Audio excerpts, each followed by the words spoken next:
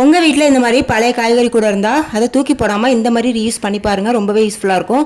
அதுக்கு நான் ஃபஸ்ட்டு வந்து இந்த மாதிரி 3 காய்கறி கூட எடுத்திருக்கேன். 3த்தையுமே ஒன்று மேலே ஒன்று வச்சுக்கோங்க.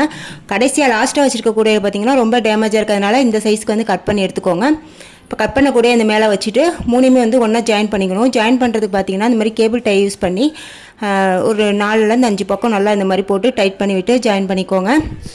அதே மாதிரி டேமேஜ் உள்ள இடத்துலையும் வந்து கேபிள் டை போட்டு ஜாயின் பண்ணிக்கோங்க.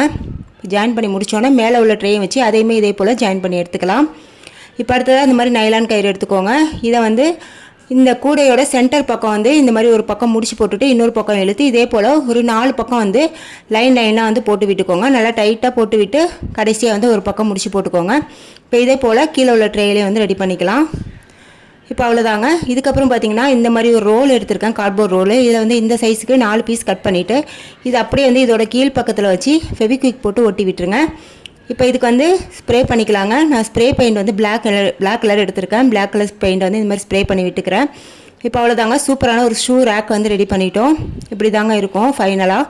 இப்போ இது உள்ளே வந்து நம்ம ஷூ செருப்பு எல்லாத்தையும் வந்து ஆர்கனைஸ் பண்ணி வச்சுக்கலாம். பார்க்குறதுக்குமே நீட்டாக இருக்கும். நம்ம வேஸ்ட்டாக தூக்கி போடுற கூடையை வச்சு சூப்பராக யூஸ் பண்ணிட்டோம். வீடியோ பிடிச்சிருந்தா லைக் பண்ணுங்கள். அதோட ஃபுல் டீட்டெயில் வீடியோ கீழே கொடுத்துருக்கேன். தேங்க்ஸ் ஃபார் வாட்சிங்.